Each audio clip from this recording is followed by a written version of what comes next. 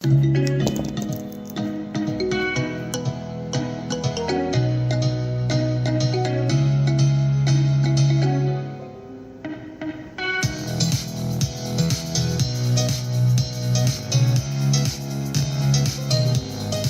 evening, good night, bonsoir, buenas noches, boa noche to investors in North and South America. Ohio各位 investor, 안녕하세요. 사와디 차各位早晨. Good morning to investors in Asia. Buenas noches, good night, bakanochai. Good night to investors in Europe and Africa. I'm Danny speaking from Hong Kong. It's 10th July here and 9th July in Wall Street. This week I have three major wars on technology to talk about.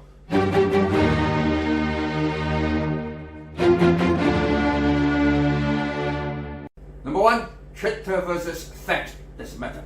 Number two, Tesla versus BYD. Number three, Microsoft versus NVDA. They are all wars of the century, and finally there will be some stock recommendations. Subscribe, like and share. Remember to click the bell please. Watch our playlist again so as to grasp the continuous trend of the market and refresh your mind. The introduction of the Fed to fight against Twitter actually is a war on Mark Zuckerberg and Elon Musk. The founder of Facebook, Zuckerberg, is also known as the godfather of social media. Once was the third richest person on earth and now shrank to 18th because of the decline of Facebook. And Elon Musk still on the first rank. In October 2022, Elon Musk used $44 billion to purchase Twitter.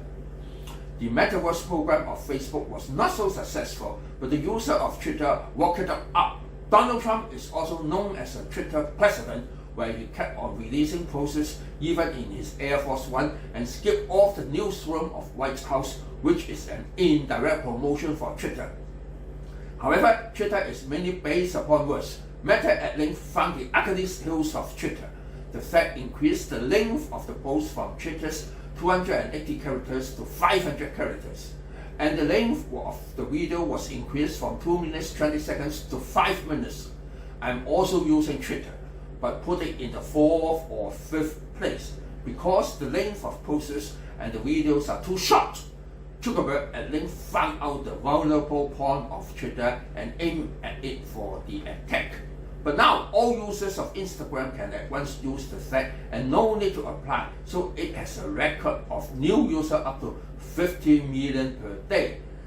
It not only shots the Twitter of Elon Musk, but also a great threat to the Truth Social of Donald Trump. So let's see the Meta family, which includes Facebook, Messenger, Instagram, WhatsApp, Threads, Oculus, and Workplace. When either of these in the family can use each other, it will be more convenient. Under the keen competition today, when a new social media wishes to be outstanding, must be more peculiar than others. Fed is strong in its algorithm. That is, they have a special calculation method that can recommend the needed posts and videos to the user. Above all, make marketing people shift their focus and put the advertisement in the Fed. But there is one more worry. The Fed collects more data than Twitter in 4 areas. So when some people are more concerned about their personal data, they should be aware of this. Let's have a comparison and can find the 4 areas are: number 1, health and fitness; number 2, financial info; number 3, sensitive info; number 4, other data not yet disclosed. For further details, the audience can refer to the Apple Store or the Fed. However, Elon Musk asked his attorney to accuse Meta of stealing the commercial secret of Twitter to have a clone which is produced asexually from Twitter to Fed. Actually, during the purchase of Twitter, Musk laid off 80% of staff and quite a number went to Meta, but now they work in Facebook and not Instagram or Fed. So let's watch closely the court case and see what will happen next. Market focus of second half of this year will be on the Big 7 of Mega, MMAAGNT, which gives the impression of magnificent or mega. Its impact will be like the FANG, FAANG, which will last for years and not just for weeks or months. So we better prepare for playing from short term to medium term and then long term. This must have a panoramic view over the market and the world and not just on any single company. We have to know that Tesla and NVDA are 2 potential stocks that will reach the target of $1 trillion soon. Even under keen competition, Tesla is the largest manufacturer of e-cars in the world. Mind that if it is for the production of the whole country, China ranks first, for it includes the factory of Tesla inside China, and BYD is in keen competition with Tesla. Do you still remember during the fall of Golden Dragon Index in 2021 and 2022, I told investors to keep away from all China concern stocks except BYDDY. As for the Tesla factory in Berlin, it is matured now and the production is increasing from 1,000 to 3,000 sets per week. The Mexico plant is also running smoothly and the Indian plant is under negotiation. It is because of the pandemic, Western countries found all necessities were produced in China and they held the flow of the West of not supplying the necessities. So they plan to move out China. Later on, they also found the human rights problem occurred in Xinjiang and Hong Kong and thus aroused the sanction of chips. For China can use those chips to develop weapons to fight against the US. So these years, a lot of factories are moving out of China. For the year of 2022 and 2021, the moving speed was quite slow, but by the end of 2022 and 2023, the speed is much faster. There's a sudden rise in the stock price of Tesla after the announcement of delivery after price deduction of Q1 this year. The total delivery of Tesla last year was 1.4 million and this year is 2.1 million and next year will be 3 million and within 4 years can reach 10 million. However, local sales of BYD inside China were 1.8 million last year, which surpassed Tesla, and this year will be even more. Therefore, a tug of war between Tesla and BYD is on the way, and BYD can surely win in the domestic tournament. But how about internationally? How much fat it can give to Tesla? We have to watch closely. Another fierce tournament is on Microsoft and NVDA. Now, after Apple reached the target of 3 trillion, Microsoft is on the way to reach the 3 trillion target and NVDA going to reach the 1 trillion target and see who can achieve first. Actually, I've recommended the NVDA since last October because of the RRP fund flow into the market at that time. This is a point that a lot of investors neglected. Without the flowing in of capital, no market can rise. So that's why by the end of last year, I kept on talking about RRP fund flow for several months and market really reached bottom. The order, meteor shower and winter triangle made the market to form the bottom of bear market, and Nasdaq also transferred from Ursa Minor to Ursa Major pattern.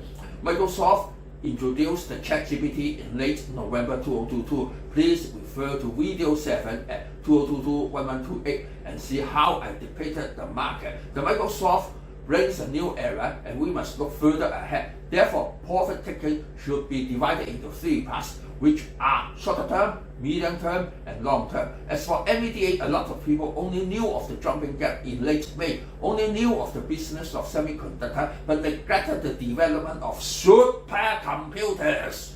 Please refer to video 34 at 2023-0605 if you think generally the stocks are rising too much and want to find some potential stocks where few people were aware of.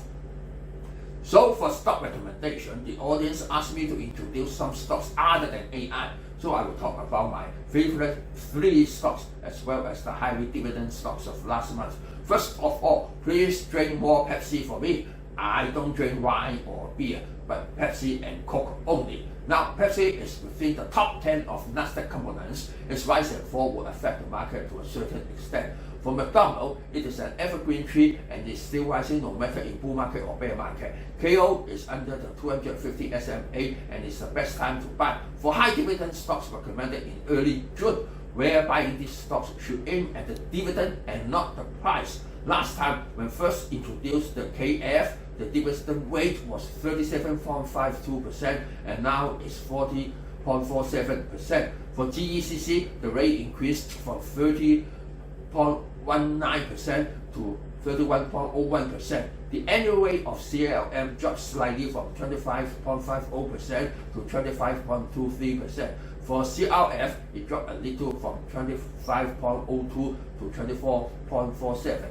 For BCV, it rose slightly from 24.34 to 24.48%. So investors can choose those rates which are rising so that you can buy at a cheaper price and earn more dividends. As for market outlook, the non-farm payroll is reported at 209K in June, below market forecasts of 225K. It is the lowest reading since December of 2020, but remaining more than twice the 70K to 100K needed per month to keep up with the growth in the working age population. It's good news, and the chance of raising the interest rate twice in this year is lowered.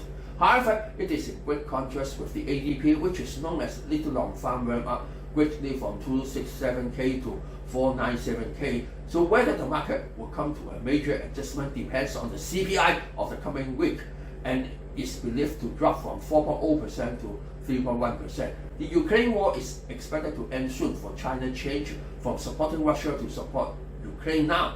Western countries are arranging for the reconstruction of Ukraine, and China also want to win some contracts and thus turn to support Ukraine. Anyway, without the F-16, Ukraine cannot do anything, and they are expected to arrive in early September, and the first battle will be around October the 8th, the Cold War. Joe Biden agreed to donate the cluster bomb to Ukraine to fight against the cluster bomb of Russia so as to end the war earlier. What the market is looking for is the speculation of a rate cut. The actual cut will come up next year, but speculation also come around the Cold War.